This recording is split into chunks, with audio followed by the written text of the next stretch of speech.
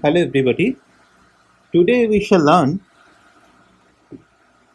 a method of solving the Maxwell's equation, probably the most useful method of solving the Maxwell's equations. So let me first write down what we have written last time. We had the Maxwell's equation in terms of the electric fields and the magnetic fields.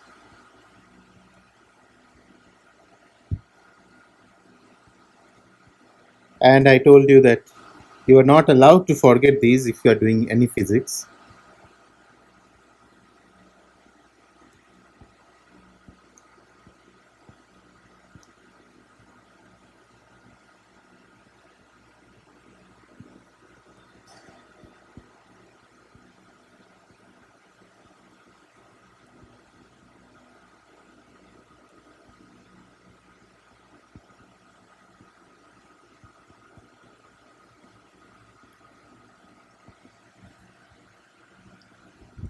And we also defined potentials. One was the vector potential A, and other was the scalar potential phi. The electric fields and the magnetic fields we wrote down in terms of the scalar and the vector potentials.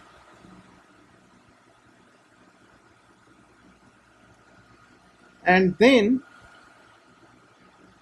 there are these two equations which are supposed to let us allow to calculate the electric field and the magnetic fields.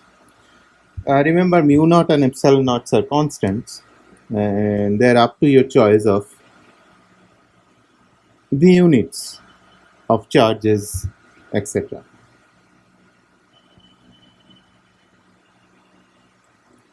And mu naught time epsilon naught can also be written as 1 by c square, c being the speed of light.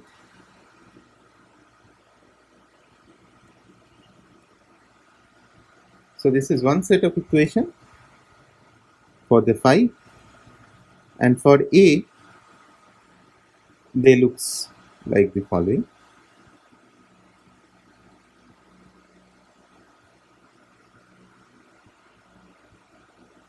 Of the same quantity, gradient of the same quantity, divergence of A plus 1 by c square del A del T.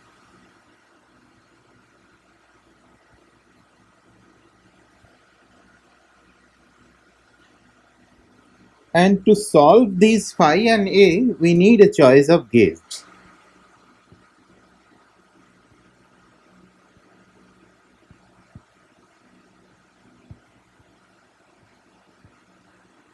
We need to tell what is divergence of A.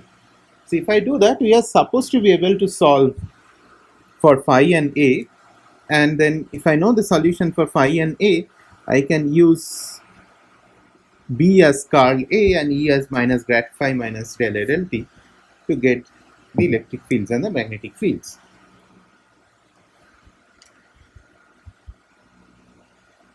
Now these equations, if you look at these equations, and even the electric fields and the magnetic fields can also be casted in equations of the same form, they have these general properties.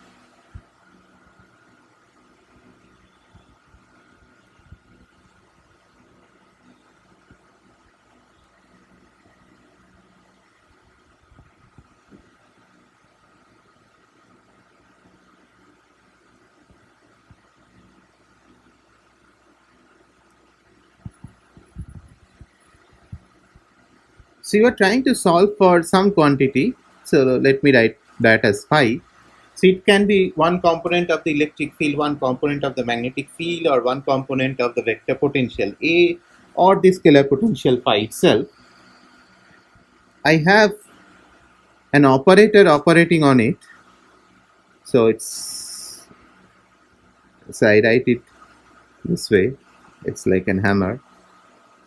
So that's an operator operating on the potential. And in the right hand side, I have a source term.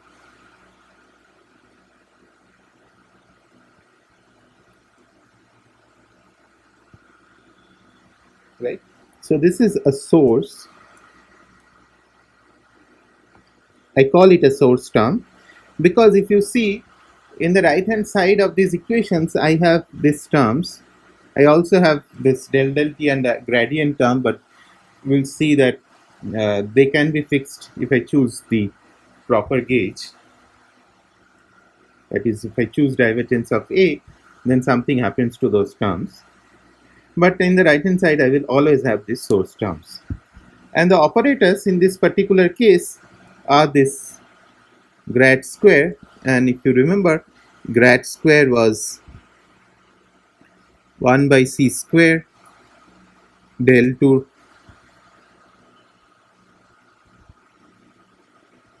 del t2 minus the Laplacian.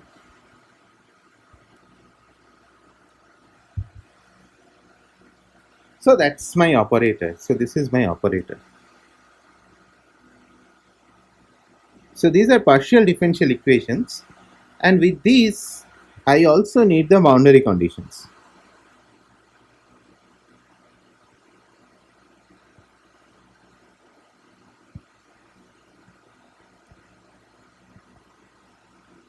So if somebody tells me what are the operators, what are the source terms, and what are the boundary conditions, I should be able to figure out what is phi. So let us list those. The solution for phi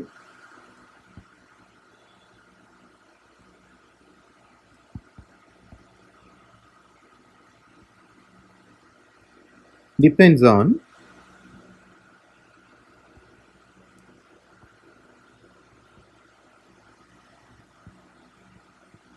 the operator,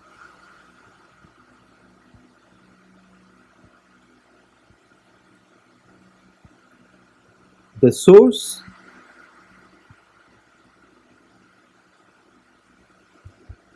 and the boundary conditions.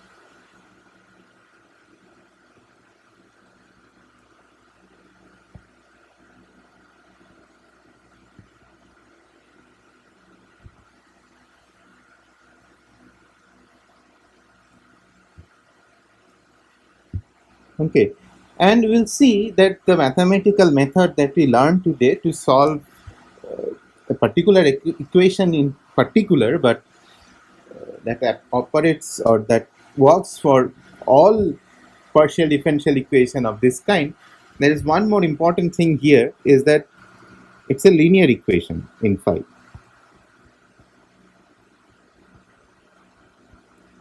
So all linear equations of this kind can be solved using the method that we will learn today.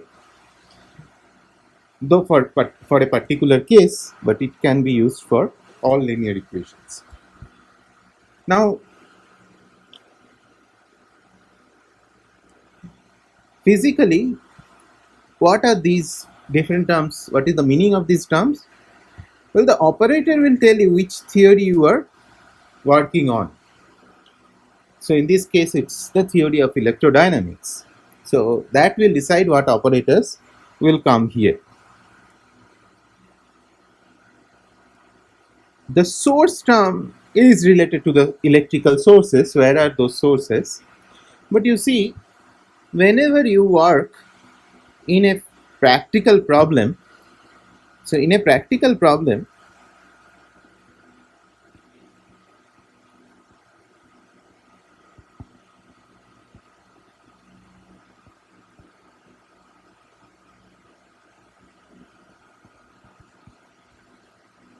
we cannot know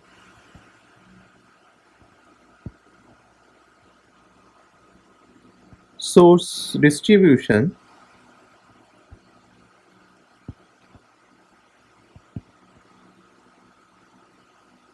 at all place at all and at all time.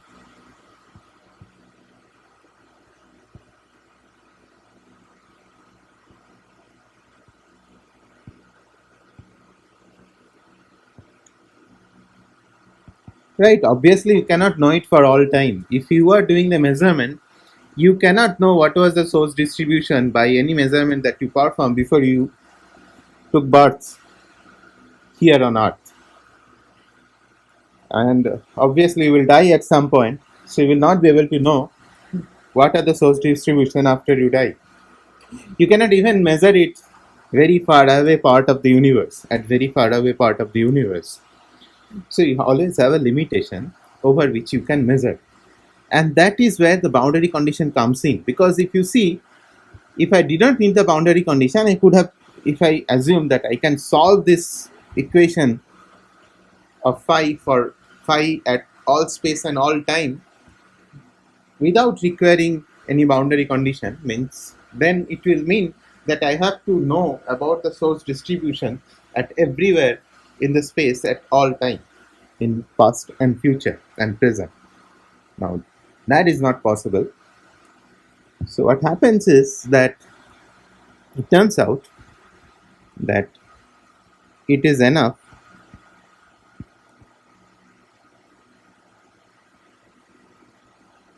to know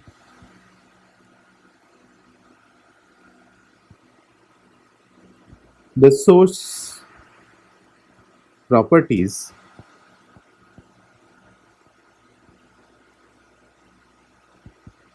inside a finite volume.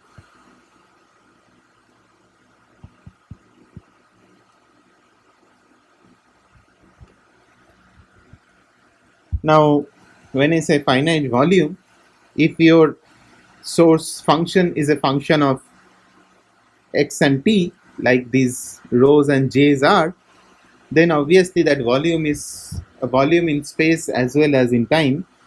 A volume in time essentially means that from a particular past time to a particular time in future. So that is what is required to know. That is what is enough to know. But then we must also know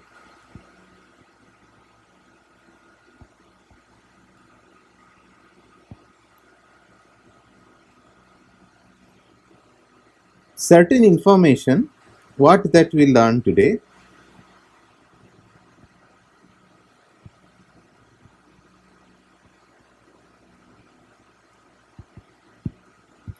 about the field itself.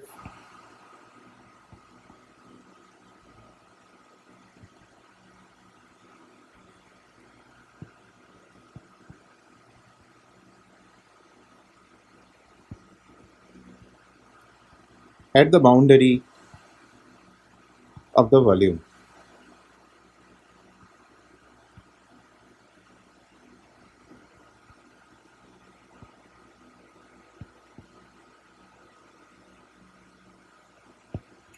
Okay, so it turns out that if I know these two things, that is, what are the source distribution inside my volume, and what are certain properties of the field, again, what are those we will know at the boundary of the volume, those will be called the boundary conditions.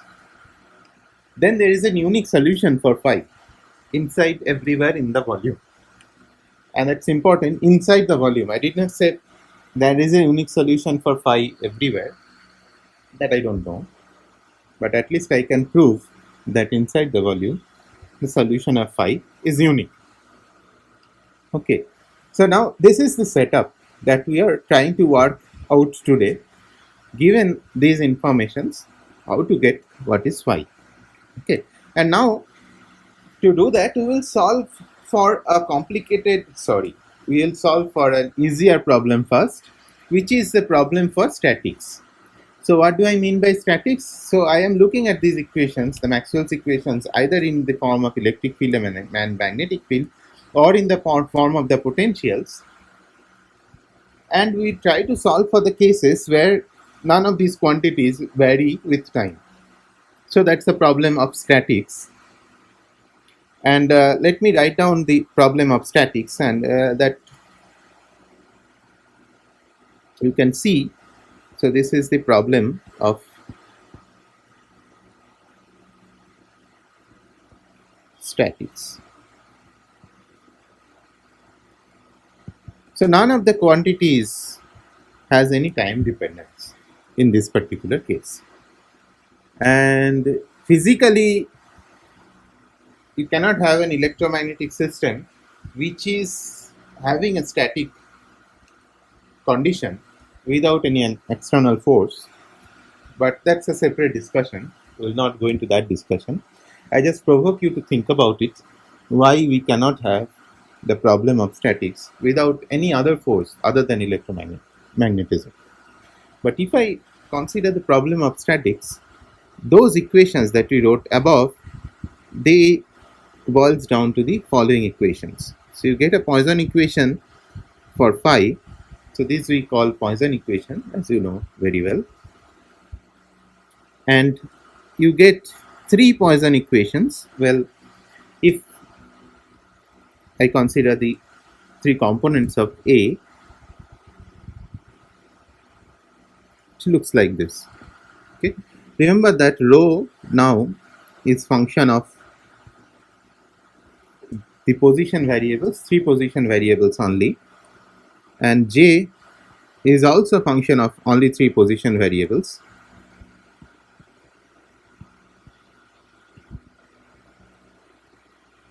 So X component, Y component, and Z component of J will be function of those.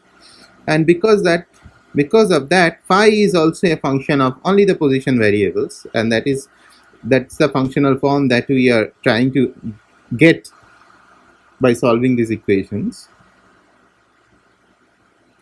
for a given boundary condition. And same for A. If I want to look at the Cartesian components of this equation,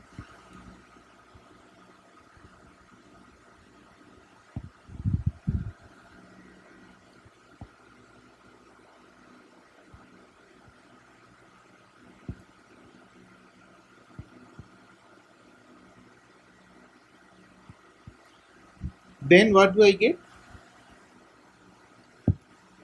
I get grad square phi equals rho by epsilon naught. I get grad square x component of A equals, this is minus, mu 0 jx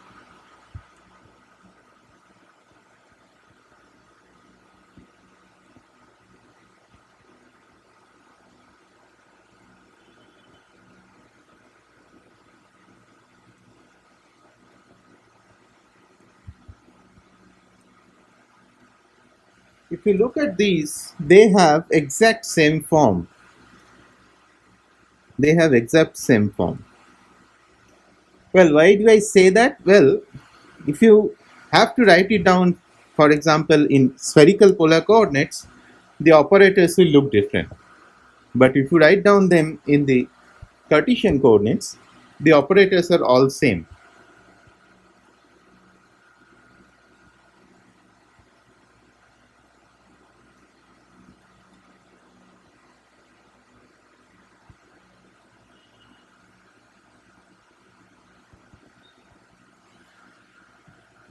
So it turns out that it is better to find a solution for these equations, which I need to know only to learn how to solve this equation, particularly grad square phi equals, say, let us take this equation. So if I know how to solve this, then I know how to solve any of these, because what all I have to do is I have to replace 1 by epsilon naught as mu naught, which both are for constants, and rho by j, so they are just two different functional forms. Whatever I will get is a corresponding phi. The component of j that you put in over there for rho, you will get the component of phi.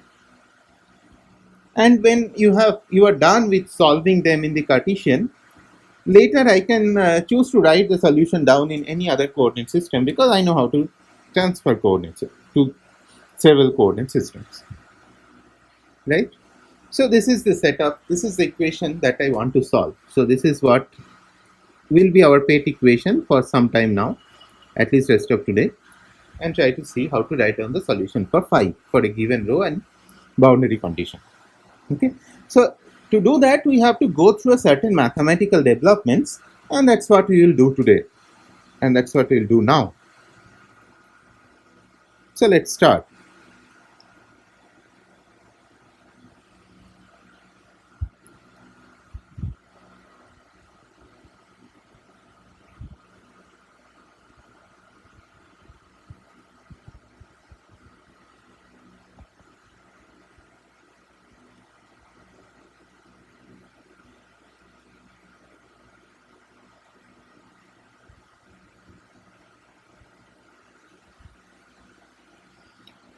So let me remind you of something that you know very well. It's called divergence theorem.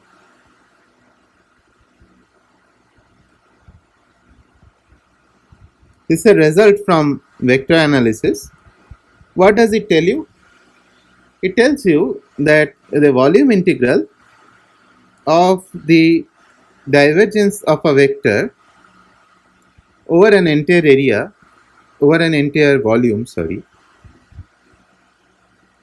is equals to a surface integral over the surface which is enclosing that volume on the normal component of the same vector at everywhere in the surface. Okay, so I have written down the divergence theorem. Let us now talk about what does it say. Well, I have a volume. So let me first draw a volume. So this is my volume. Okay. Well, what I have just drawn is the surface that is enclosing the volume. Now, obviously, I cannot draw a three-dimensional volume on the two-dimensional sheet of paper. So what I have drawn is a representation of a two-dimensional surface using that curve. Okay. Now, what is the left-hand side telling you? Left-hand side is telling you that there is this A which is known everywhere inside the volume. Okay. So let me move it a little bit here. So A is to be known. To calculate the left hand side, A has to be known everywhere inside the volume.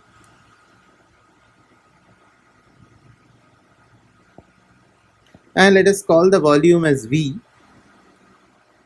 and the surface as S, just to have some notations for them. Once you know the A, actually you don't need to know the A, but you need to know the divergence of A. But let's say that we know A. Estimate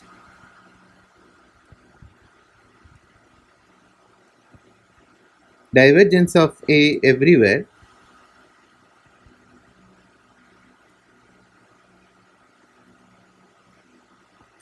in V and add them up.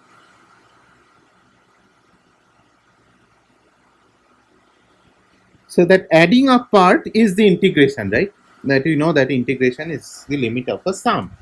And if I do this exercise, what will I get? I'll get the left hand side of the integral.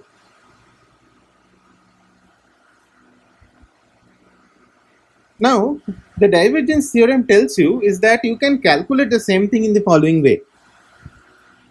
You don't need to know everywhere inside the A, everywhere inside volume. You need to know A in the surface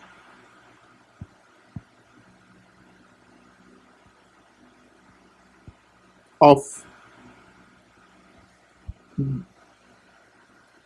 the surface is a closed surface. So this is a closed surface, and that is important, and that is what is denoted by the circle around the integral, the right hand side.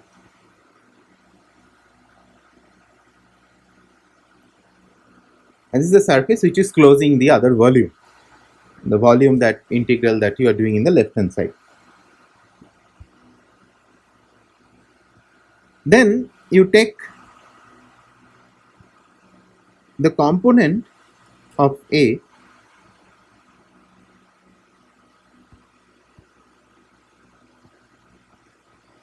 normal to the surface.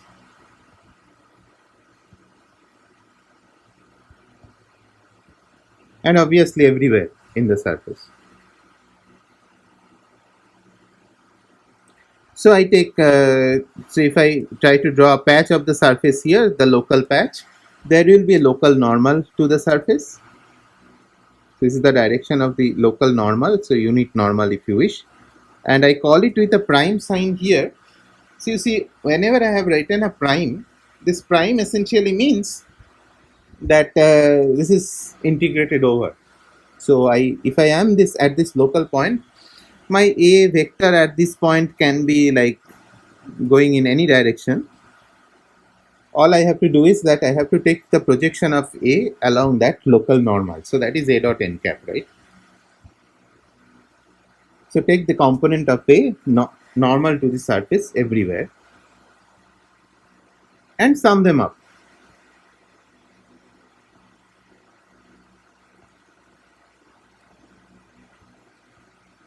Now this is very interesting that the summing up is obviously the integral, and that is the center exercise will give you the right hand side of the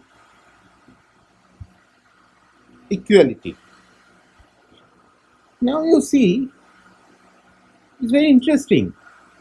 The left hand side and the right hand sides are equal, and that's amazing because in the left hand side you have to know A everywhere inside the volume. That's a huge amount of information that you need, and then once you do this integral you get some number.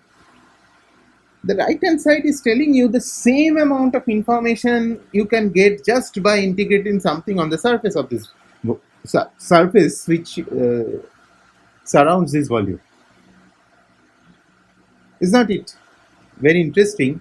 Because for the left hand side you require a lot of work to do, right hand side you do a less amount of work to get the same information. So it's kind of a mathematical trick. But this is just to remind you of the divergence theorem, which we will use shortly. And what we are now aiming at is the divergence theorem was first showed by Carl Friedrich Gauss, and now we'll look at a different theorem or set of identities which was done by Green.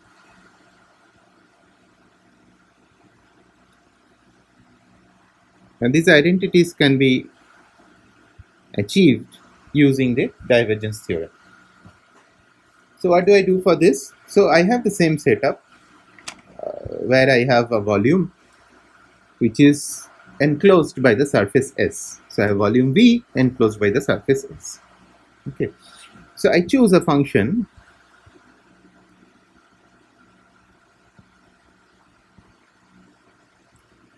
two scalar functions.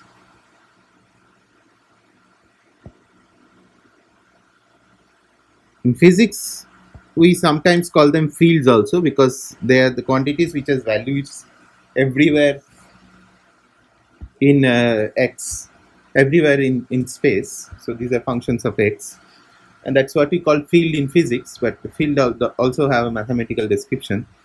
Field is also used for something else in mathematics. But this is just two functions which are functions of x.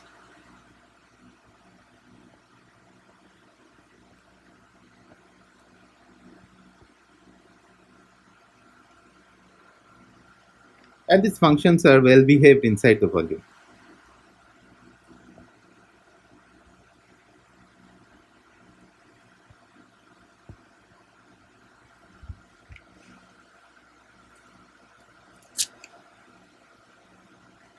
And we can construct a vector field out of this function. And this has no physical significance at this point, it's just a mathematical construction.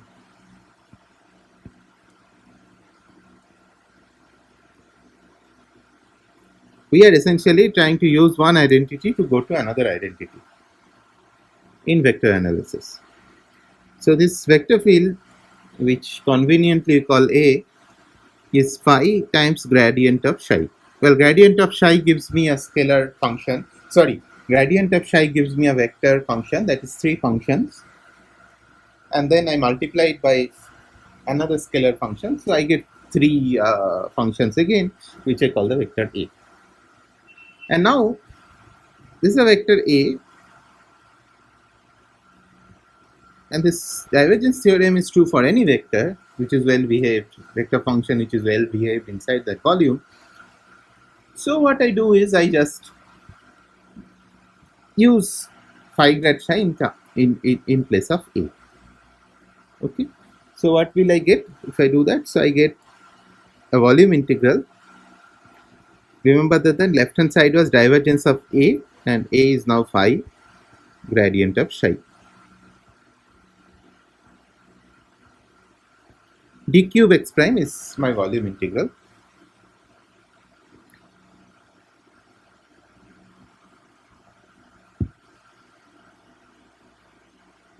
And in the right hand side, I have grad psi dot n cap dA prime. Okay. Now, before I go to the next step, let us work out the integrands separately. So, what is this? So, this I can write as the operator will operate on the first function, scalar function first. So, that will be a gradient operation on phi, and then it will operate on the vector grad psi, and that will give me a Laplacian of psi. In the right hand side, I have this grad psi dot n cap. Grad psi gives me direction of change or directions of change and their rate at different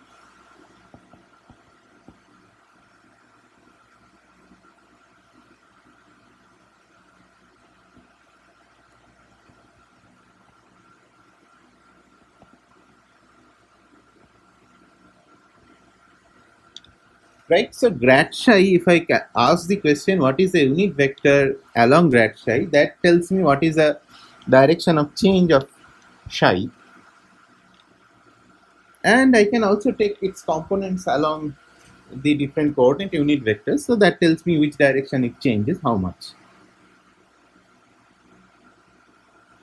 And when I do dot n cap, this entire thing will give me the projection of that change along the direction of the normal to the surface.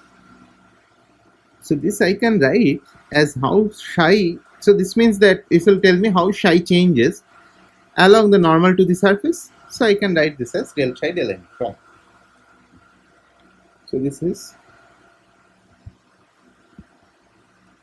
grad psi is the change along all three coordinate unit vectors. I am taking the projection of that vector along the normal to the surface. So change,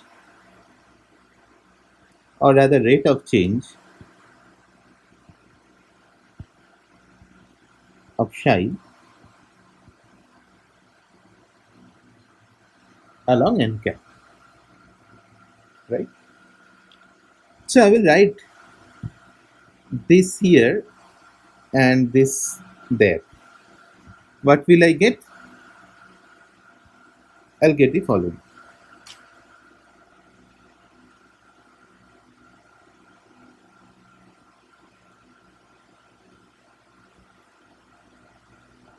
Dot product with gradient of phi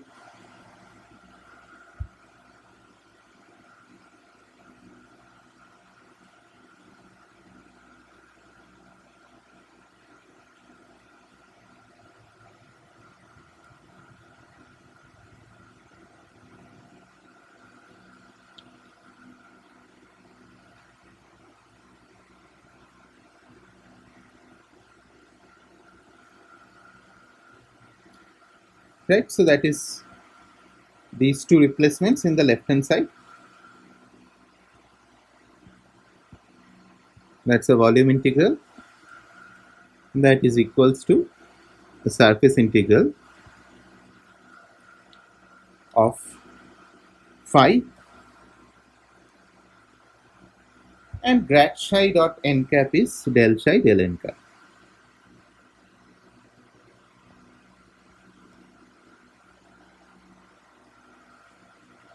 This is another identity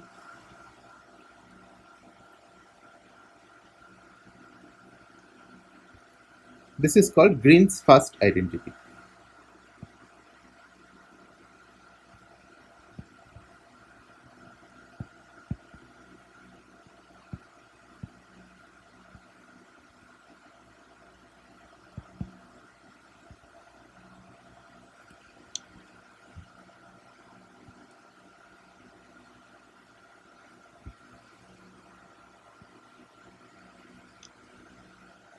Okay. Now, see, we chose A as phi grad psi. I could have chosen A as psi grad phi also. And you can imagine what will happen if I do that. I will interchange phi with psi everywhere. So let us write it down. The present choice gives me gradient of psi dot gradient of phi plus phi grad square psi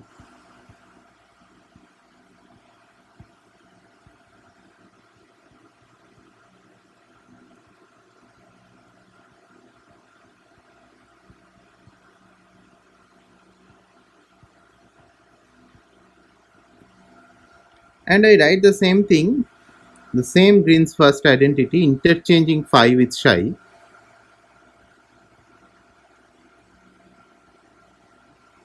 Easiest thing to do in the world.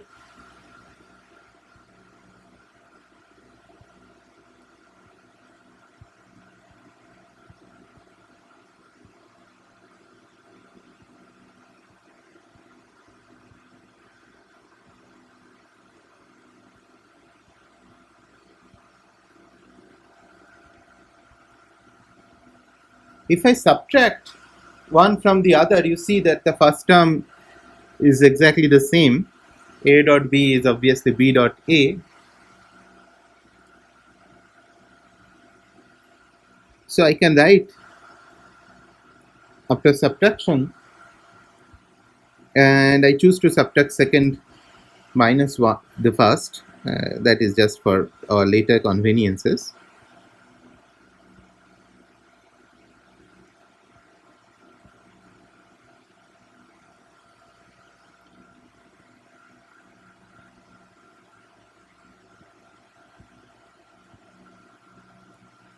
That is what remains in the left hand side, which is a volume integral again completely.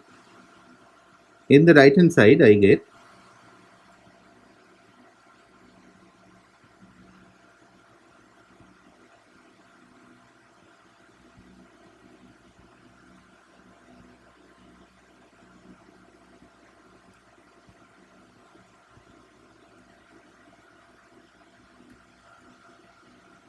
this is the Green's second identity.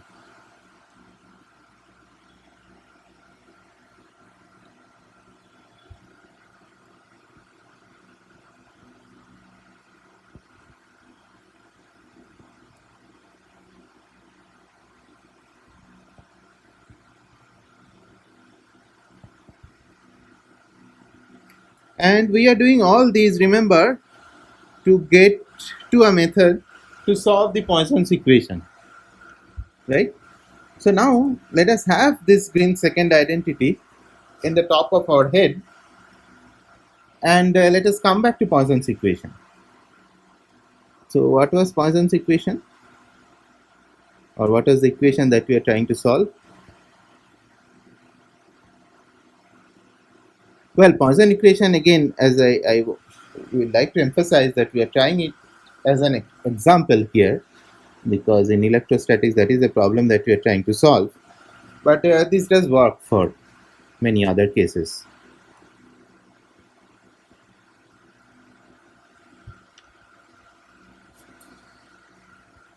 So this is the equation, and remember that rho is a function of all space variables, and phi we also seek to be a function of all space variables.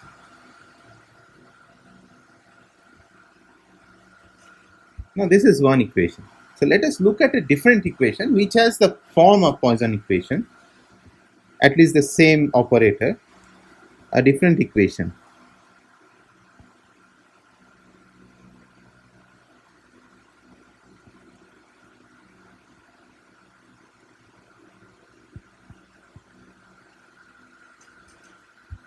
What is the different equation? Same operator, grad square. And in the right hand side, instead of minus rho by epsilon naught, what I have is minus 4 pi epsilon naught.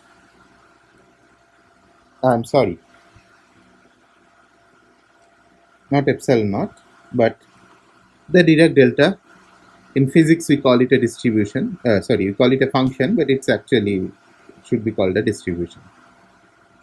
Okay, and I'm writing this x prime here, x minus x prime. X prime is just a constant when I write it this way.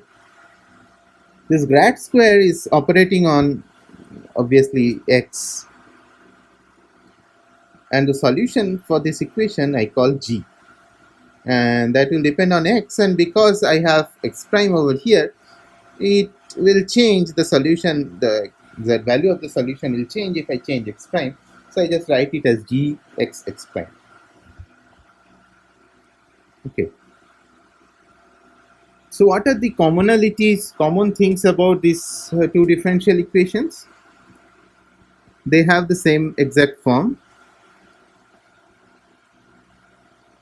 So let me call this equation A and this equation B. So what is common?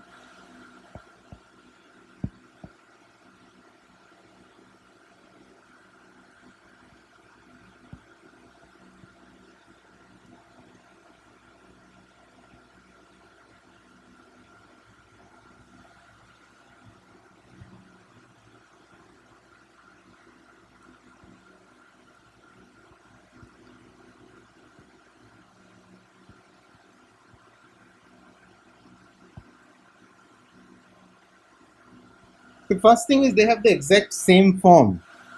Operator on what you want to solve equals to a function, which you call the source term. What is the second thing? The second thing is they have the same operator also.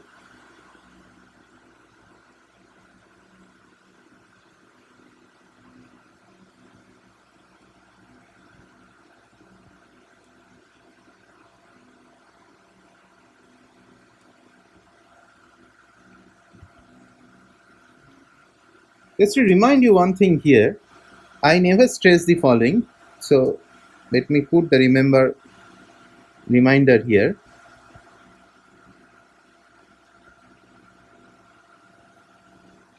We never said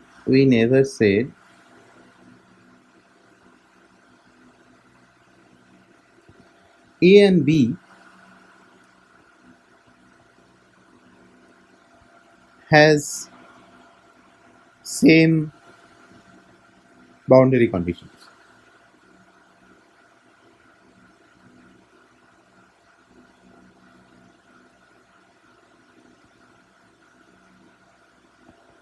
At this point, we are looking at two completely different problems, two differential equations, but there are some things which are common between them. They have the same exact form and they have the same exact operators. The source terms are different, and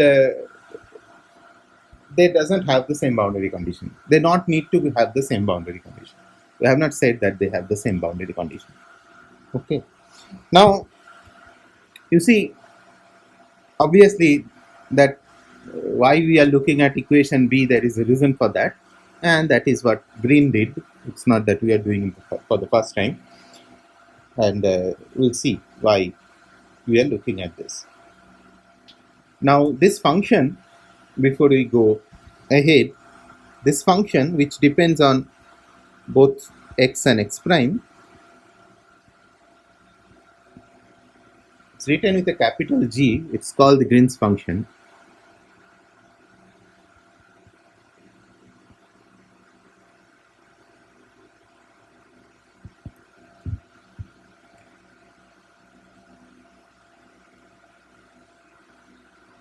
If you look at this equation, it looks exactly as the Poisson's equation. And if I replace, this is a Poisson equation,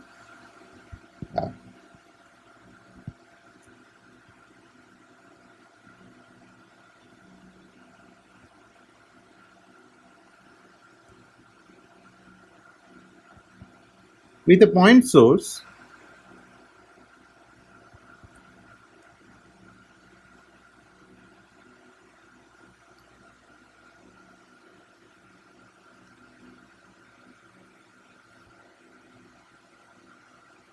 and the point source, what is the strength of the point source?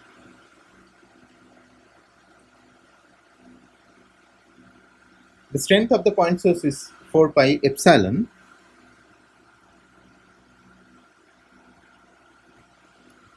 So if I put rho as 4 pi epsilon times delta,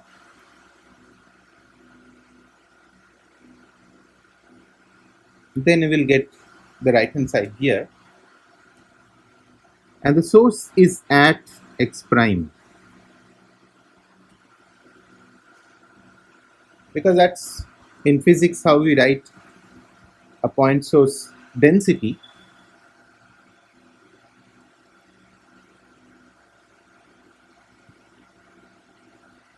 Rho for a point source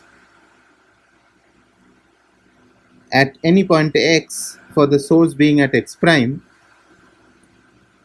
is rho 0 times delta x minus x prime, and in this case just rho 0 is equals to 4 pi epsilon naught.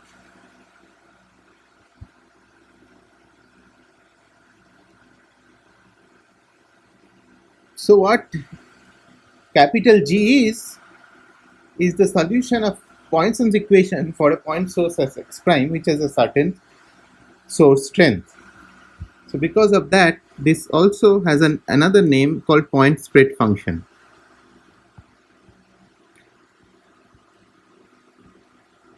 And why it is called spread comes from really optics, but let's not go into that right now. It has also another name which comes from mostly its dependence, its time dependence, when we will try to do the same solution for the dynamics case. From there the name comes kernel. We will discuss it when we try to look at the Green's function for the electrodynamics case. Right now we are looking at statics. Saying all this, let's see what we have at this point of time. We have Green's second identity, which is psi grad square phi minus phi grad square psi d cube x prime over the volume equals the surface integral over the surface covering that volume psi del phi del n prime minus phi del psi del n prime dA prime. And we have the Poisson equation.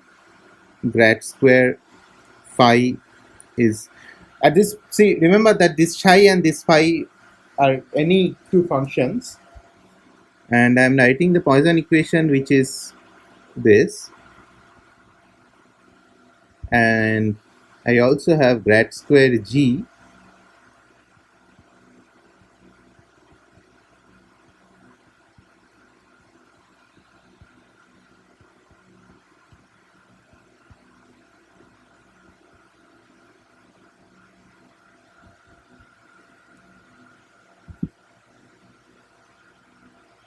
Okay, so few things here. When I write this grad square here, this grad square, when you calculate this grad square, you calculate the grad square everywhere in the volume. And after you have calculating the grad square everywhere in the volume, you get the value at the point where you want to calculate phi grad square psi, and then get it in all points and add them up to get the integral. Okay. So when you do the grad square and you do the differentiations, that is with respect to running variable x. Here also this grad square differentiations are with respect to the variable x. I'm just keeping it here such that you remember that. Now we'll take, or Green took a bold step here, very bold step. For the psi over there, I will use g, and for the phi over there in the Green's second identity, I will use the phi. So this phi will come from here, and this g will come from there. And let's see if I use those, what happens to the Green's second identity.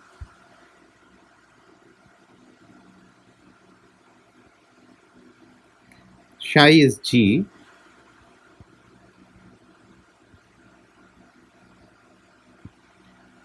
Grad square phi I can replace with minus rho by epsilon naught.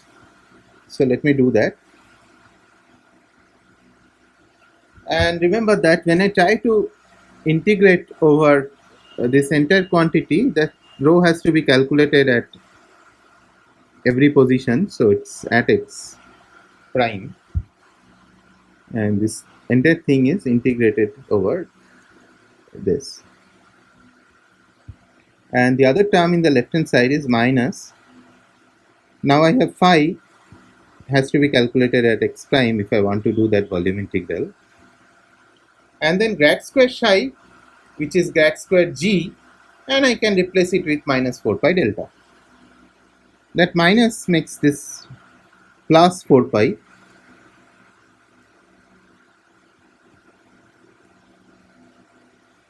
And I get delta x minus x prime inside.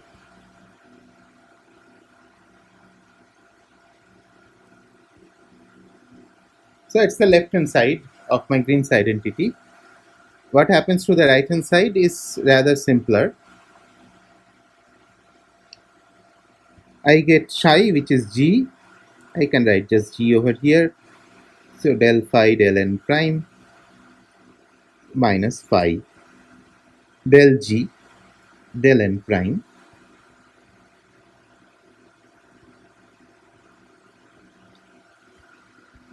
Right?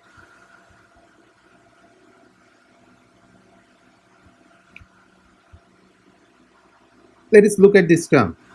I have a delta function integration over x prime, which leaves me with a phi as a function of x once I have done that integration.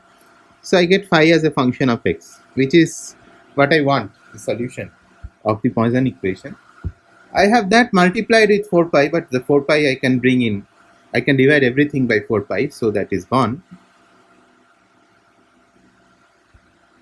This term I bring in the right hand side, so that minus becomes plus now. And remember, I have 1 by 4 pi, and I took the epsilon naught also outside, so I get 1 by 4 pi epsilon naught.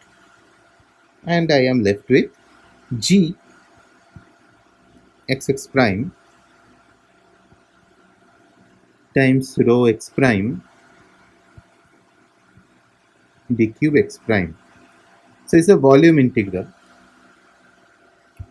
plus I have this entire thing, and remember that 1 by 4 pi. So I have this surface integral.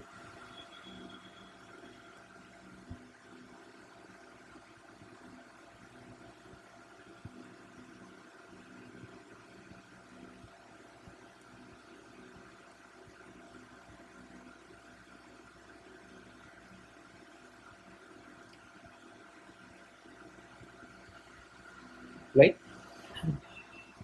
Left hand side is the solution we wanted.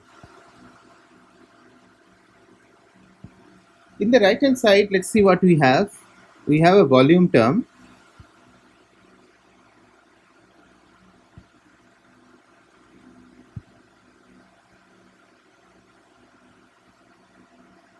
with rho, which has to be known everywhere in the volume.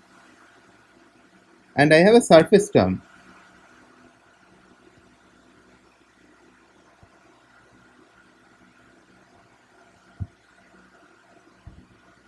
which has phi and del phi del n prime. So some properties of the phi, the potential, if you wish, has to be known at the surface, and I need to know what is rho at the volume. What else I need to know? We also need to know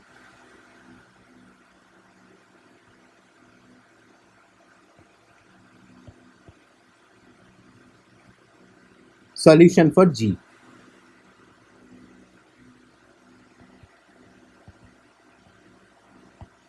So if you know G, the Green's function, if you know rho everywhere inside the volume, and if you know some properties of phi on the volume as painted on the surface of the volume, we will be able to write down what is the solution for the Poisson's equation. Okay, this is what this expression tells you. And that's exactly what we said we wanted, or we should be able to tell. We said it here, if you remember. It is enough to know that the source property is inside a finite volume, but then we must also know that certain informations about the field phi at the boundary of the volume. And that's exactly what we see now in terms of this expression that we have got out of Green's identity. Very nice. And let us look at now the consequence of this step by step.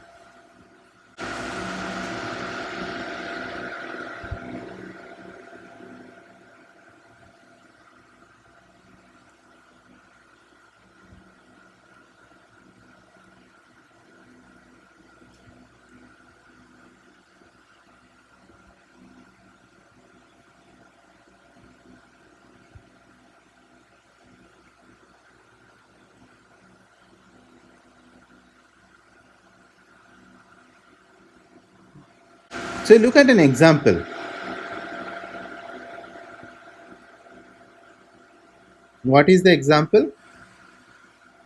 Universe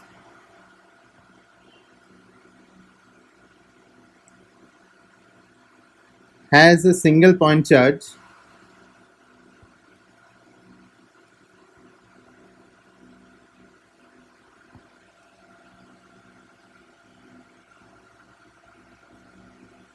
at x equals to say x1 of strength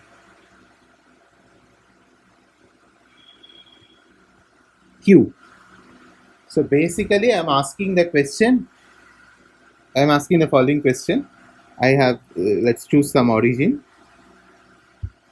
There is a position q, sorry, x1, where I have a charge q. I ask the question that what is phi at some other position x. Is the question, right? And we already know the solution for this. Is phi at x is given by q by 4 pi epsilon naught 1 by mod x minus x1. This is what we know from our understanding of electrostatics, Coulomb's law, etc.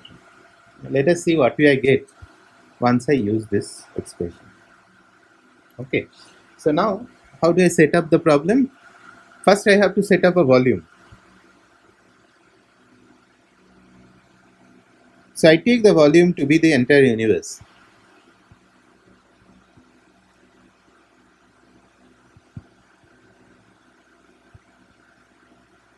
Well, I can do that because all I need to know inside the volume is all the charges that is inside the volume, and we know that there is only one charge which is x equals to x1 of strength q. So I can write down the rho inside the volume. It is nothing but rho 0, q,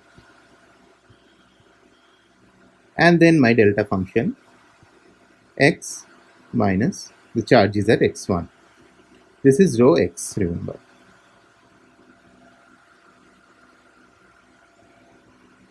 So what is the boundary of the volume? The boundary surface is at infinity, right? Because I have taken the entire volume, entire universe as my volume. Phi at the surface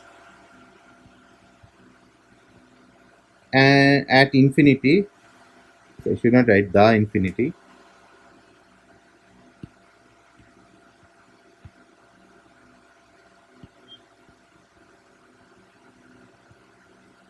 and its derivatives, del phi del n, these are all 0. Say phi and del phi del n are 0 at the boundary. I don't need to integrate the surface term because it's all 0 at the boundary. If I integrate 0, I'll get 0. The only thing I need is the first term. So 1 by 4 pi epsilon naught g and then rho. So what is the solution using the Green's function? Is 1 by 4 pi epsilon naught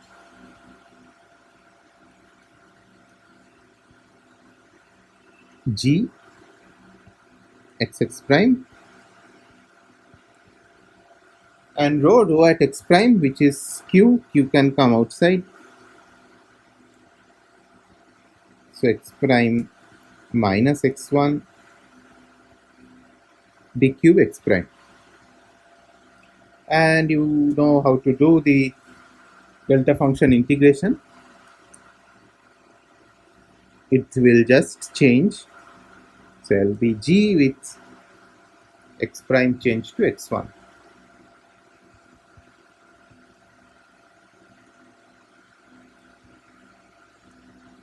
Now this should match with that if the Green's function method to work. This is just using the example and our knowledge of the field of a point charge. We can write this statement.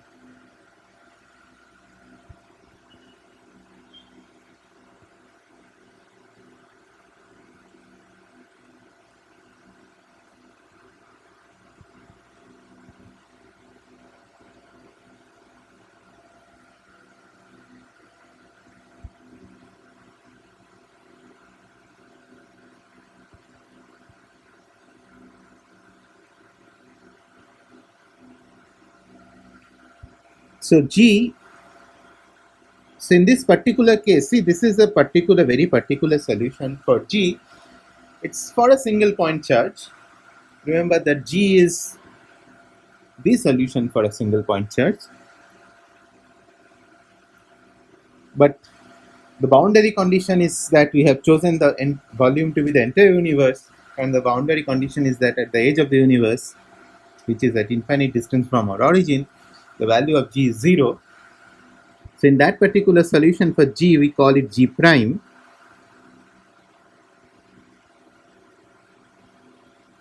And this I will tell you how to get to this later, but let's call it x prime instead of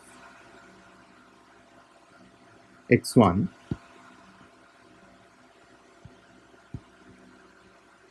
It is 1 by mod x minus x prime.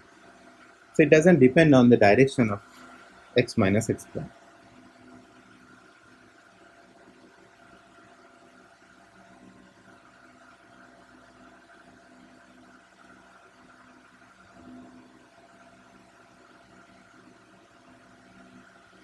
Right? Now, let's look at this a little bit. This is a very particular case that we have looked at, where I have the boundary at infinity. But let us consider the following case. If we have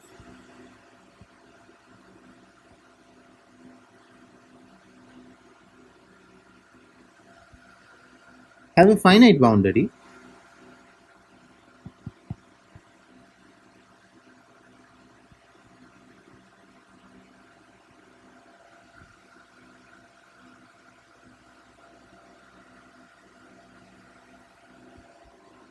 but there is no charge outside it. There are no charges outside it.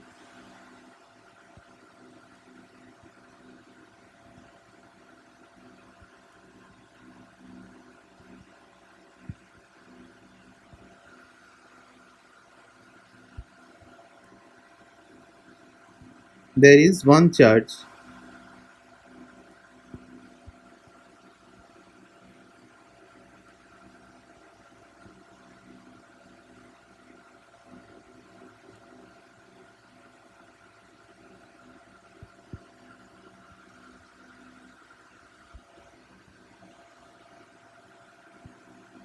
So what is G?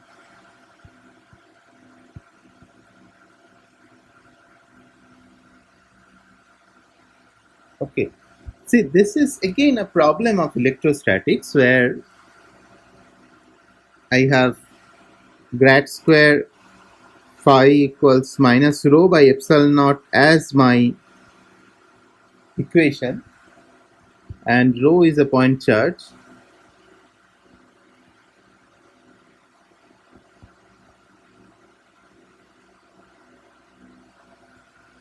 And there is a finite boundary.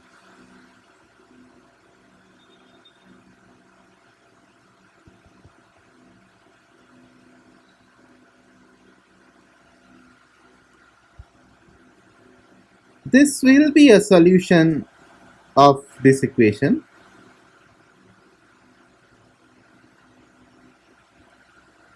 Which is the equation for G. That's why I wrote G directly here instead of phi. The right hand side is a point charge. Well, there can be some scaling in the sense that the charge may not be just 4 pi epsilon naught, but something else. But let us choose that to be 4 pi epsilon naught. But then you see, in this, but so what is the difference between these two cases? One is here, the other is here. In the first case, I have a point charge, but my boundary is at infinity. I have calculated the G, which is essentially the potential for that point charge, everywhere in the space. In the second case, my boundary is finite, but then still there is only one point charge. You have just chosen the boundary to be finite, which includes that point charge. The solution for the potential for these two cases should be exactly the same because they are the same physical problem. You have one point charge in the universe in the both cases. It is just that you have chosen two different boundaries in two different cases, right? So which means that even for this case, the solution is G prime, right? Because they are just the same physical case.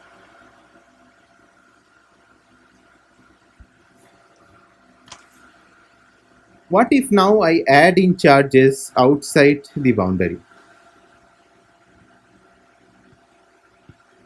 So I choose now this case.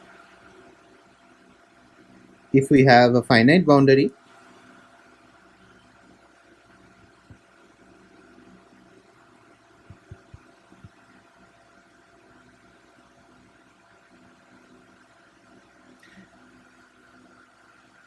okay, so let us first look at the following case. So if you have a finite boundary and no charges outside,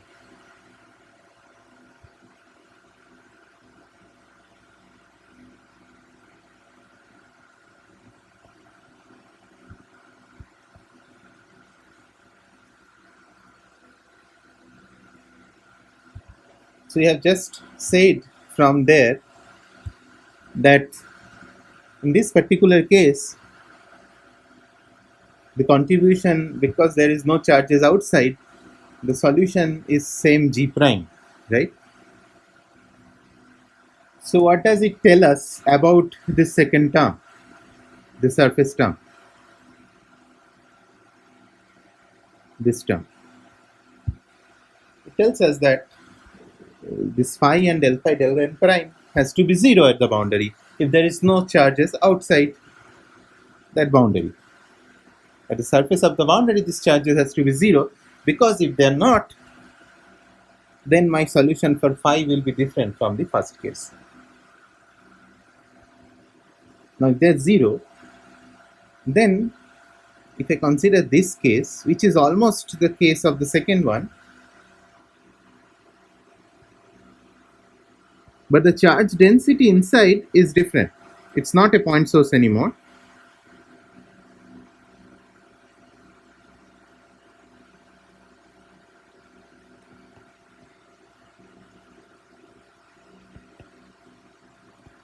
It's something, some rho. So what is the solution then? The solution then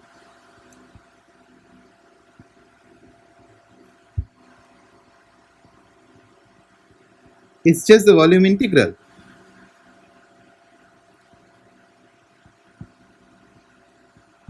And this has a very interesting implication or interpretation, if you wish. You see, what is happening here, in the previous case, we just wrote a delta function here, but and we got the solution as G. But if I don't have a delta function, which is a point charge, but a finite charge distribution, that can also be thought of as a collection of point charges. So this rho can be broken in terms of a collection of point charges. For each charge, you will get a solution for phi, and you can just add them up. And that is allowed because the Poisson equation is an equation which is a linear equation. For a linear equation, we discussed in the first lecture that if phi 1 is a solution, phi 2 is a solution, phi 1 and phi 1 plus phi 2 also has to be a solution. And that is explicitly in play in this particular case here.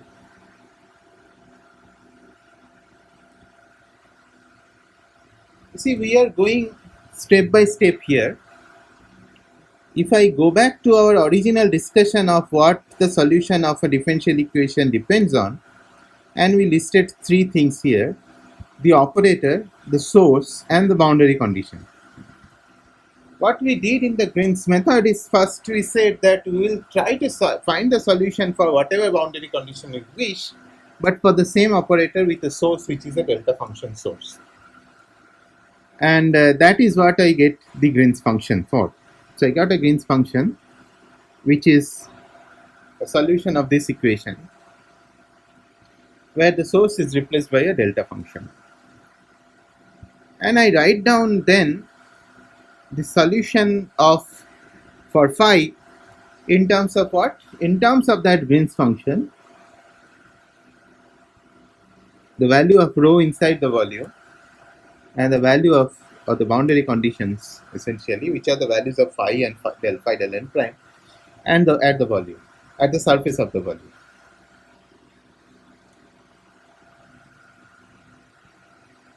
Next, what we have got? We have got this G prime now,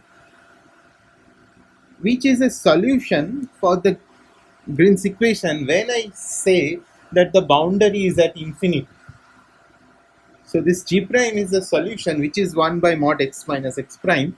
It's a solution for the Green's equation for the boundary at infinity, which means now it's not only we are solving for a point source, we are also specifying the boundary condition, which is the boundary at infinity. So G prime only depends on what? The operator. So G prime only depends on the operator.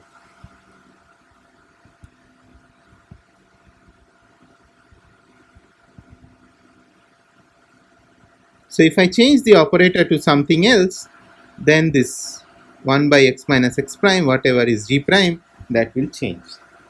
Okay. And now we have not still explored the boundary condition on phi. So let's say that what happens if we have or boundary condition on G.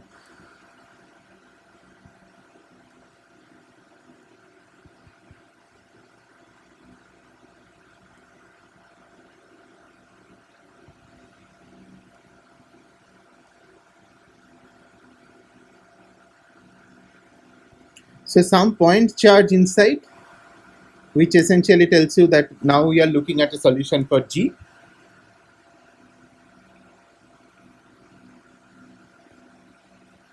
And other charges outside.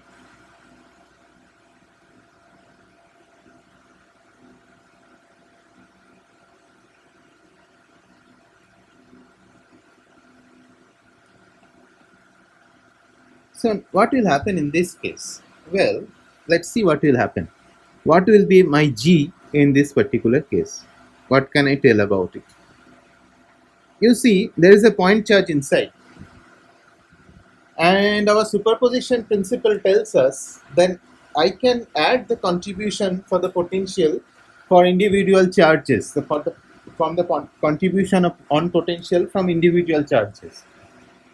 For the point charge inside, I know that the solution is G prime. So I should have a solution G prime for my Green's function. And then I will have another contribution which will come from all charges outside my volume. So this is the contribution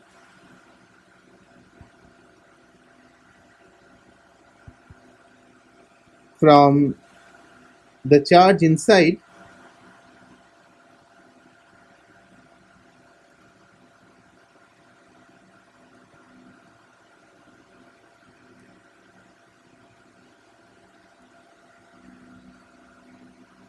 and boundary at infinity.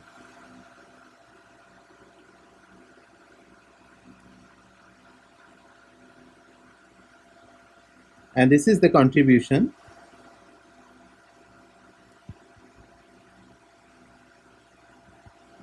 from all charges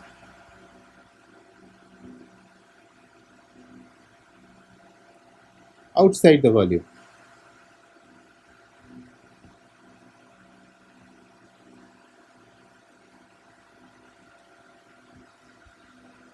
Look at it carefully. Where will this information lie? Where do I have, can I have the information of all the charges outside the volume? I cannot have it on the operator because that decides on my G prime. I cannot have it on the point charge inside the volume because that also decides what is G prime. So this information must be in the boundary condition in the G.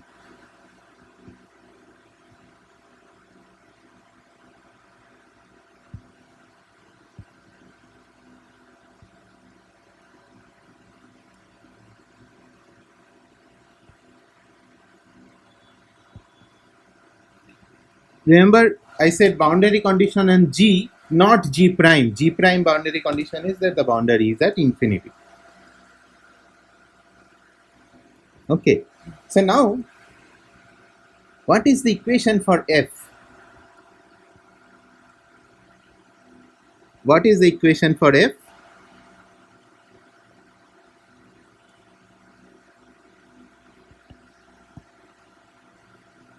And all the solutions that I am doing is inside the volume that I can on which I can do all the measurements. So what is the equation for F in my volume? I call it my volume. Inside the volume, all the charges that is giving rise to F, they all are outside my volume. So for inside the volume, grad square F is 0. and I need a boundary condition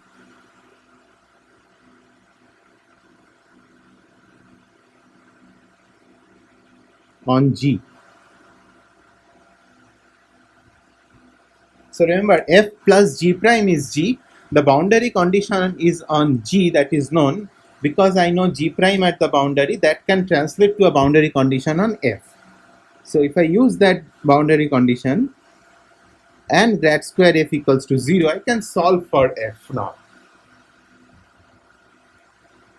Now you see G prime we have already gotten, so and you'll see that how you we get it even if you don't have the knowledge for a single point charge potential. How will you do that? So G prime is already we have got, and f prime if we can solve given a boundary condition in G, it's solving Laplace equation instead of Poisson equation, which is a homogeneous equation, easier to solve. Then I get capital G. Once I get capital G for the problem, then all I need is to know the values of phi and del phi del n prime, and then I can use this solution for phi to get phi. I have to do this to integrals essentially. So that is Green's method of solving for the Poisson equation. Before we go any further, we have not still asked the question. Well, we have shown how to get to the solution, but is it a unique solution? So we have not asked the question, if is the solution unique? So is the solution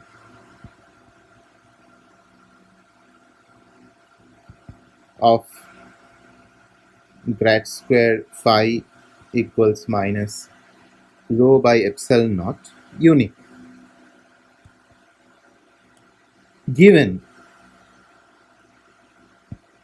rho is known, that is what you need to know the solution everywhere inside,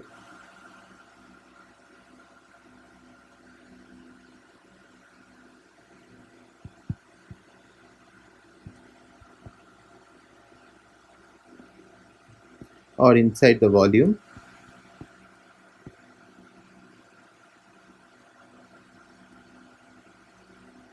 and phi and or del phi del n is known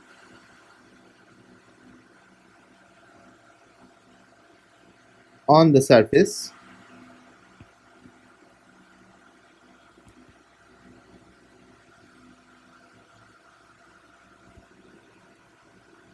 enclosing the volume.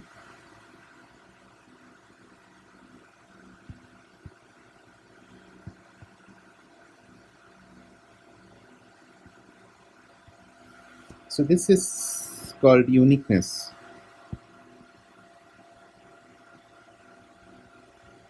And the theorem that shows you that the solution unique is called uniqueness theorem.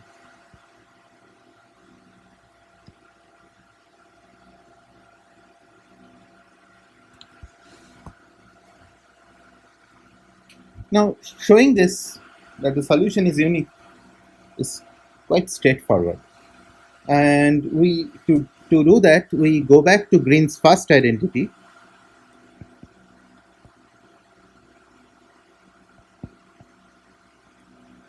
I just remind you of it.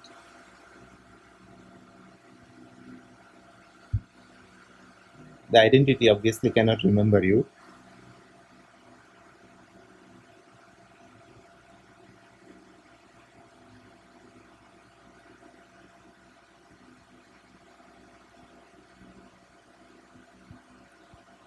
And this was true for any two scalar functions which are well behaved inside the volume.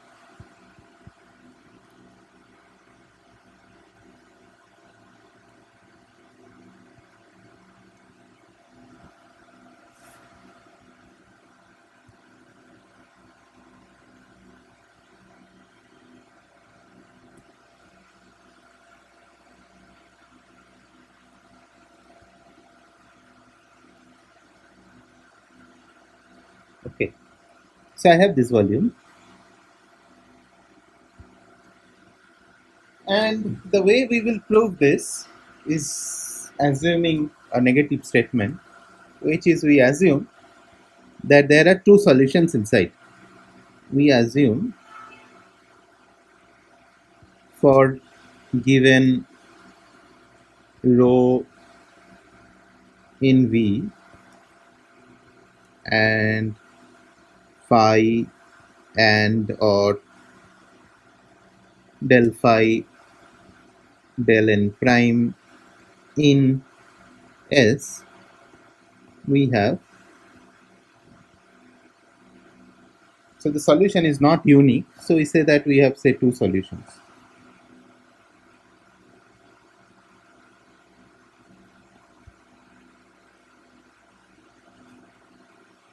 And we call them phi 1 and phi 2.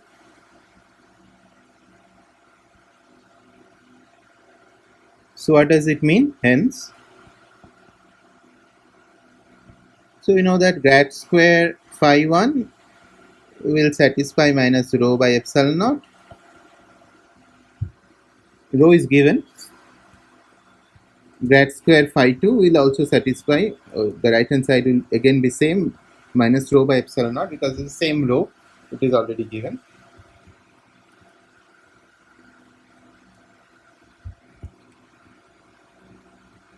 So we define u, which is a function, scalar function, is nothing but phi 1 minus phi 2. I am allowed to do that. So what is grad square u? Let's look at that. Grad square u will be grad square phi 1 minus grad square phi 2. And we will agree that the right hand side of grad square phi 1 and grad square phi 2 are both minus rho by epsilon naught. So this is 0. Okay. And now use u for both phi and psi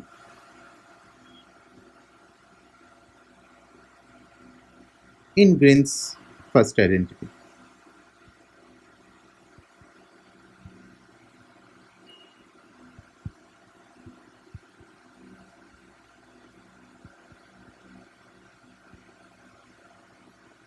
Okay, so use u for both phi and psi in Green's first identity. This is my Green's first identity. So u grad square u is 0, so that term is not there. Here I get gradient of u dot gradient of u, so that is just gradient of u square. So let me write that down. So left hand side volume integral becomes gradient of u whole square, I should say mod square, d cube x prime. The right hand side I have the surface integral, which is psi del phi del n, and but psi and phi both are u, so this is u del n prime dA prime.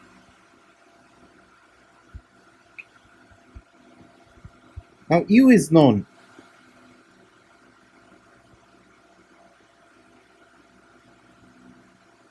At the boundary,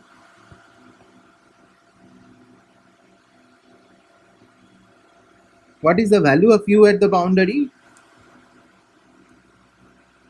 Well, the solution for grad square phi 1, solution for this equation and this equation, both at the boundary is same, because that's the boundary condition. So this is 0. If phi 1 is known, if phi is known at the boundary,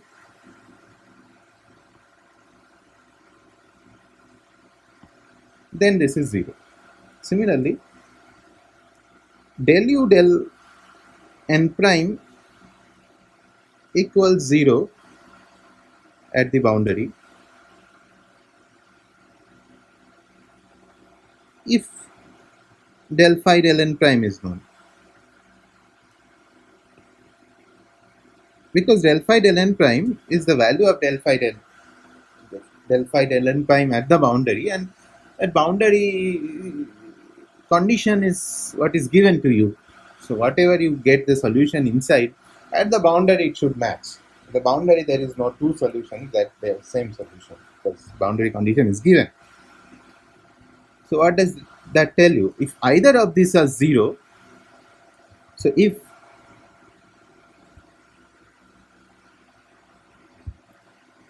either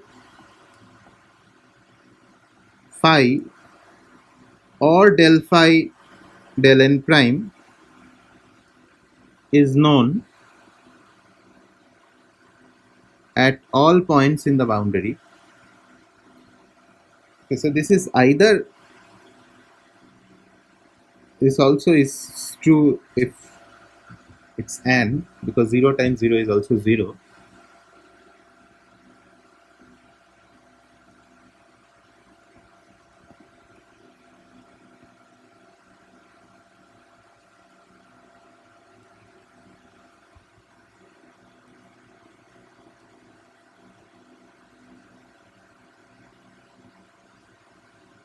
This is 0.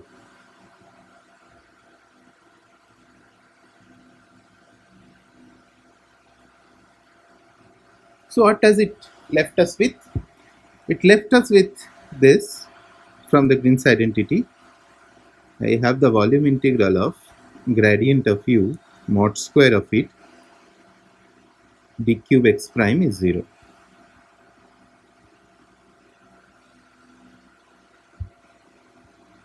You see the integrand here, the integrand is a perfect square.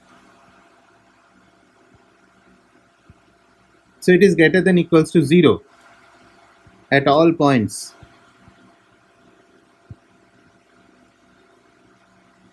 In the volume.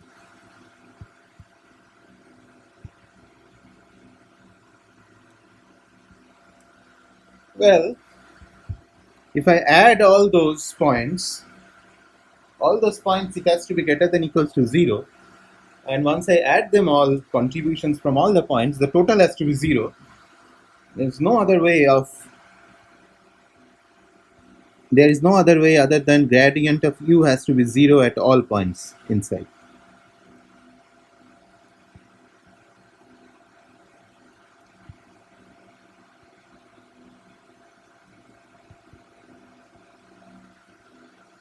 What does it mean? U does not change.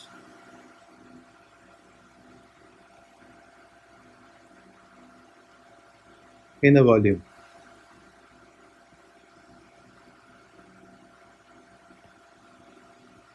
U doesn't change in the volume. And what is the value of the u at the boundary? U at boundary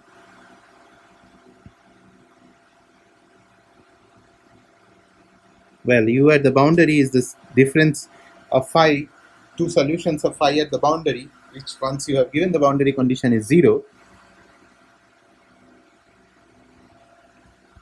So it is 0 at the boundary and it doesn't change in the volume, implies that it's 0 everywhere.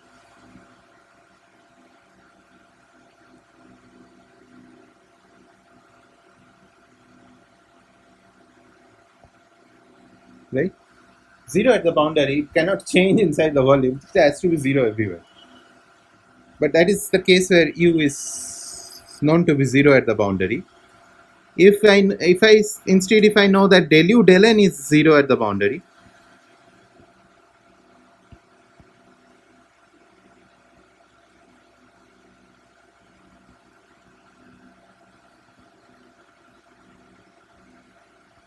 so that tells you that u doesn't change in the boundary and u also doesn't change anywhere in between. So this plus the same thing, this u is constant. Constant means independent of x.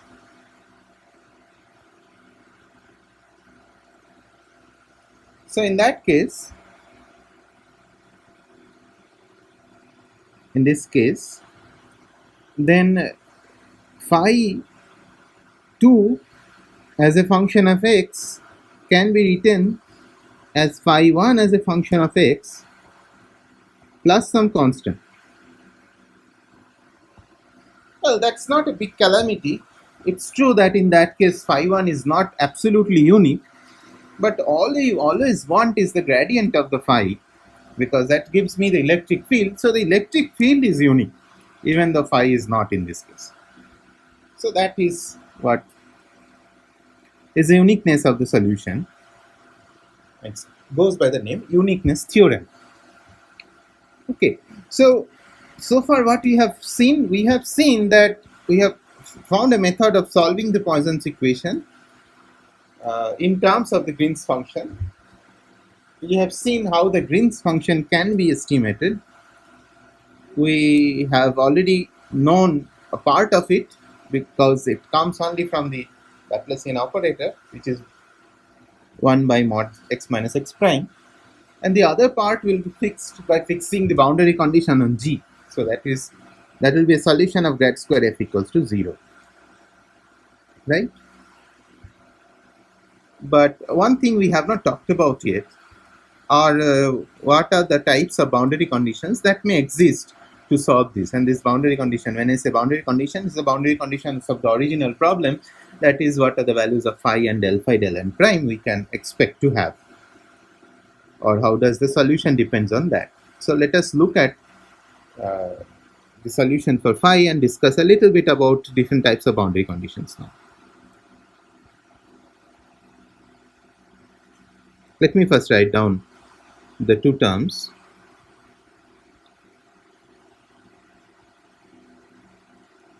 And there is a purpose why I am writing this down again and again, because these are the things that it's better that if you have some remembrance of these things when you are doing electrodynamics or in electrostatics in this case. But if you remember these, life becomes easier. You don't need to go to a book and consult it all the time.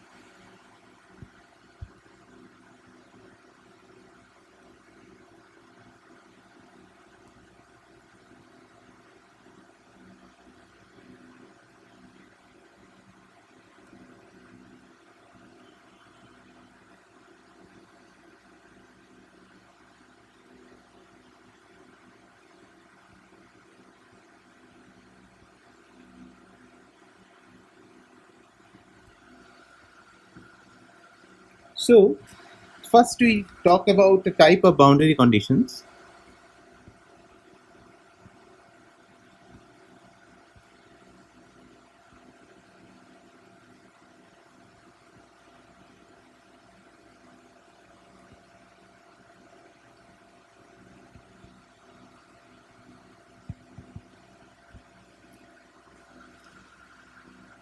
And this type is called Dirichlet boundary condition.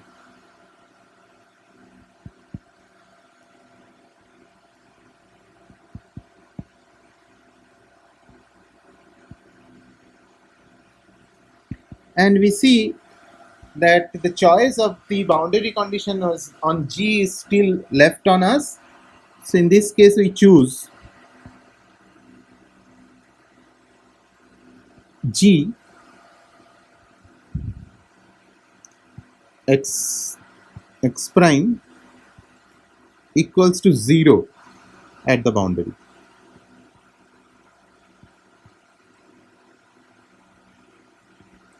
And because it's Dirichlet boundary condition, we also call it the Dirichlet's Green's function. So I write it with a suffix d. Now what happens if GD is equals to boundary? Remember that this term sums up all the contributions at the boundary. So if GD equals to 0, the second term disappears. So my phi as a function of x is now only given by the first term of the surface integral. So you have the volume term all right, and this has become a Dirichlet Green's function now.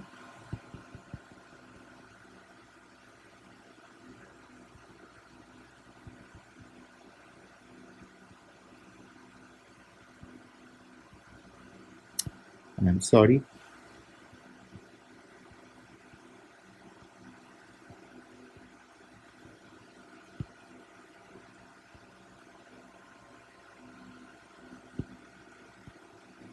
minus 1 by 4 pi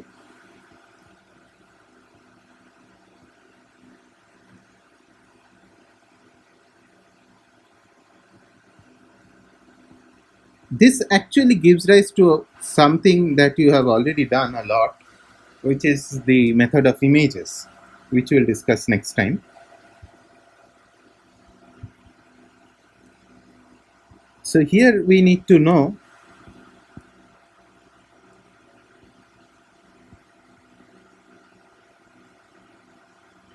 phi at the boundary to solve this, right?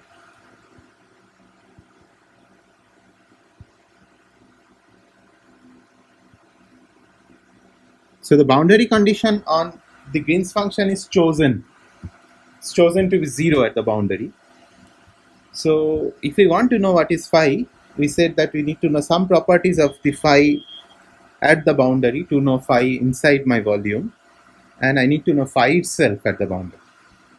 So that is called the Dirichlet boundary condition, where you need to know the field at the boundary.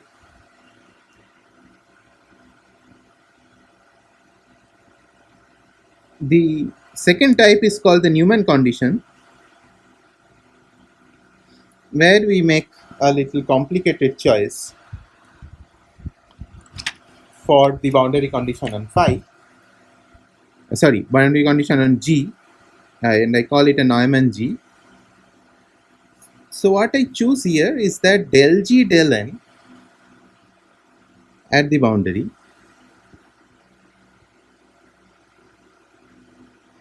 is minus 4 pi by the total surface area, which I can calculate by doing a integration over this surface only. It is this. Okay, so if I do that, let's see what I get for my phi.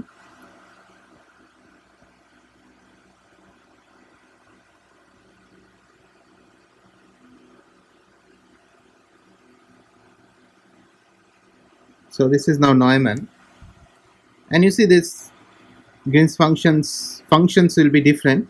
It will have a G prime part which is same whether it is Neumann or Dirichlet, but the contribution from F will be different for the two cases. Now del G del N, which I have chosen to be something, so which is this I have chosen to be something.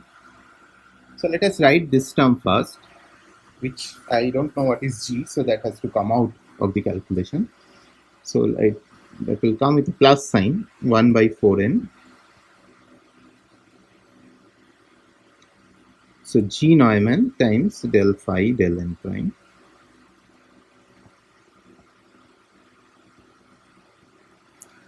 And I have this term left, which is 1 by 4 pi. See, the del G del N at the boundary is chosen to be a constant value, which I can just take out of the integral. So 4 pi by integral dA prime. So remember, I am writing this term now. Del G del N prime is taken to be constant, so that has come out of the integral. What is remain is phi dA prime inside the integral.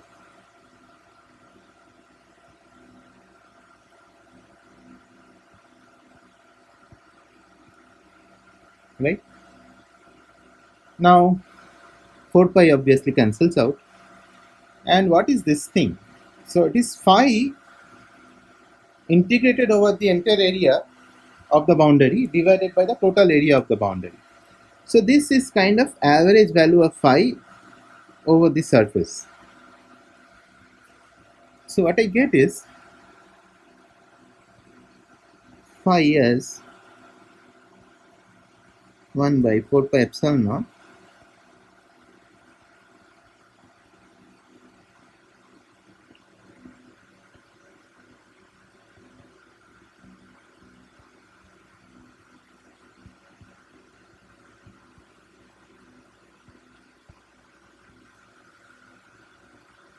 plus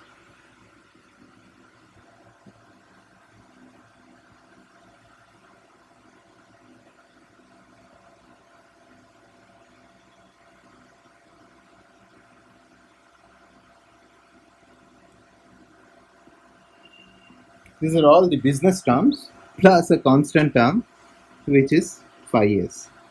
And again, it doesn't matter what this term is because it's an additive constant, and additive constant to the potential really doesn't do anything, any change to the electric field, because electric field is always a derivative of the potential.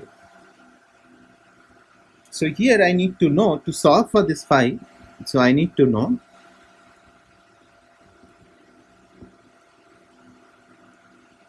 del phi del n at boundary.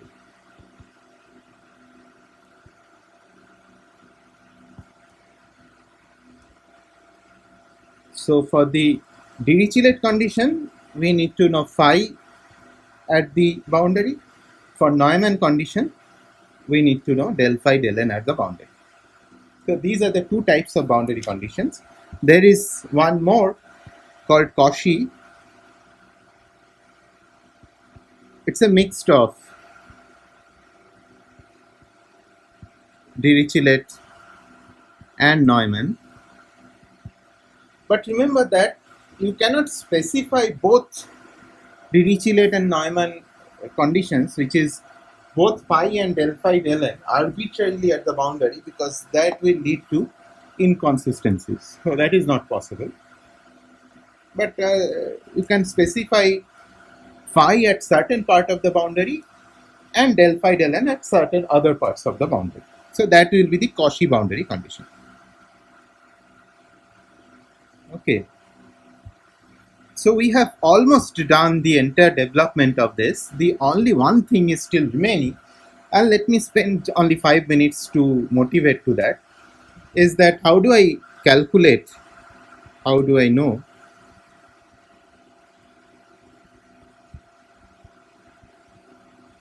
what is G prime.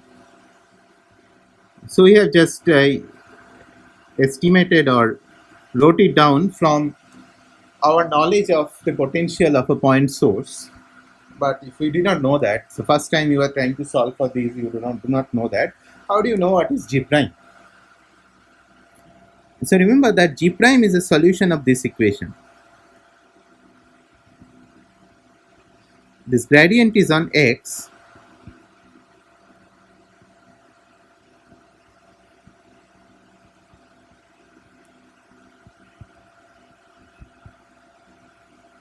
This equation.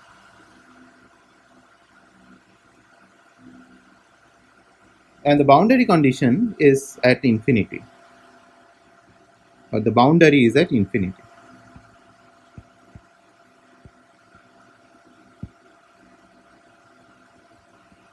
So G prime tends to 0 at infinity. Now in this case, there are certain conditions which you already know. So they are also called Dirichlet's conditions, by the way, where we can say that this can be decomposed in its harmonics. So there can be a harmonic decomposition, or I can write this in terms of its Fourier transform.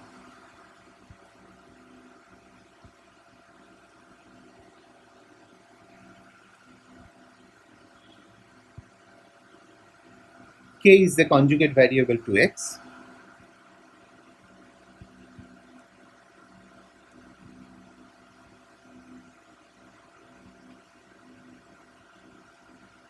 And the Fourier transform of capital G is small g, conveniently chosen. The delta distribution, or what we call delta function in physics, has a representation in terms of integrals, which looks like this.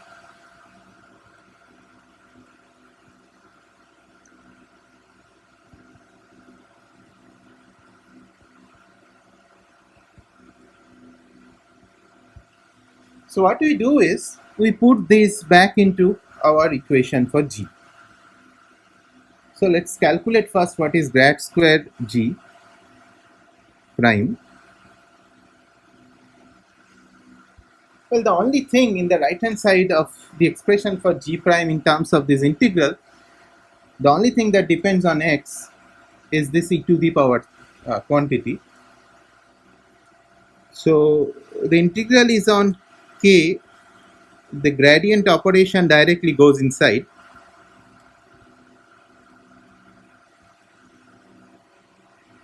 I can write this as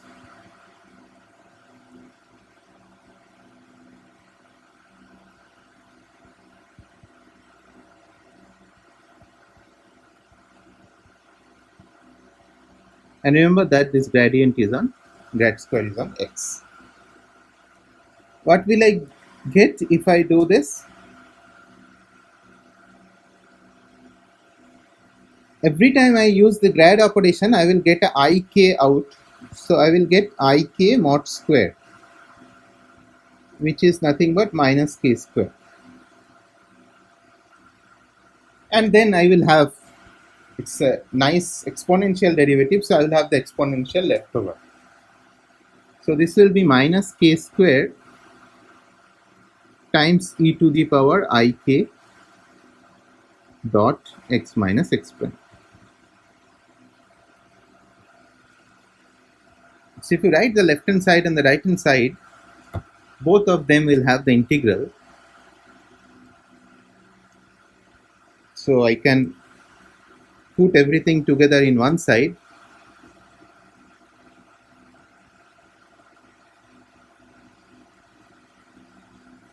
From grad squared g, the contribution I get is minus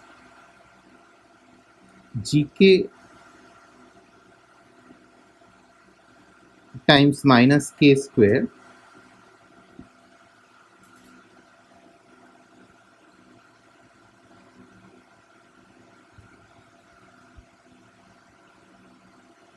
so it is d cube k,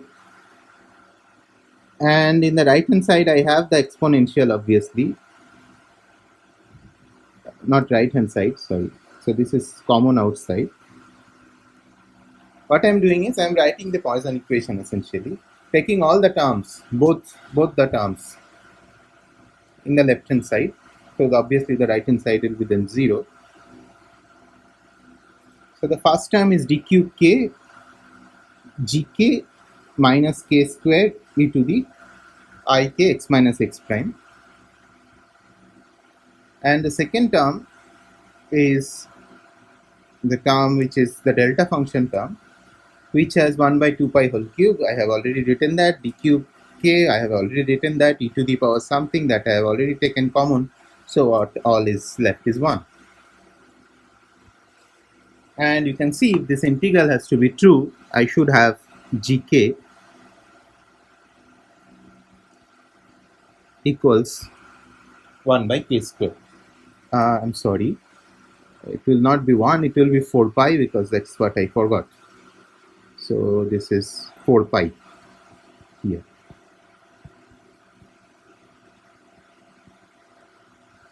So gk comes out to be 4 pi by k squared. Well, if I know gk, you see, now I am done, because I have this g prime integration, g prime written in terms of gk. So I can now write, so I know what is gk in terms of k. So this is just 4 pi by 2 pi whole cube volume integral over k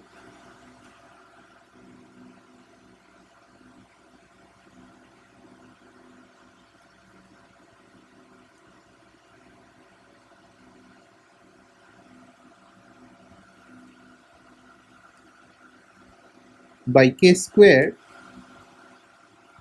e to the ik dot x minus x prime, and that's it. So all I have to do is this integration, which will turn out to be a little bit complex, and a complex integration. And if I do this integration, which I will not do, that is your homework, you will get this as this. You should be able to do now, given that you have gone through the mathematical physics course. But then what this integral in the right hand side be a function of, k is integrated over, it will be a function of x minus x prime, and it turns out that if you do the integration, what you get is g prime as mod x minus x prime.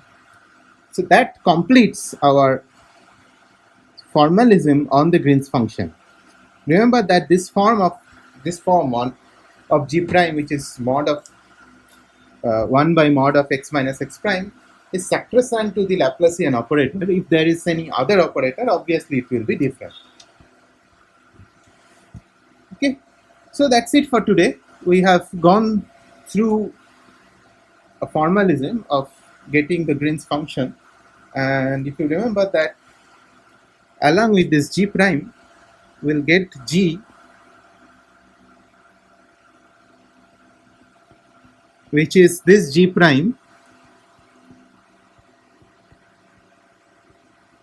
plus a f, which is a solution for the Poisson equation grad square f equals 0,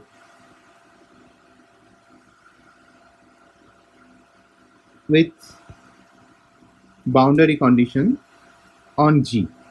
And we have seen that if the boundary condition for phi is known, then we will choose the boundary condition for G such that G equals to 0 at the boundary, and accordingly we can have another type of boundary condition which we call the Neumann boundary condition. We can also have the mixed Cauchy boundary condition.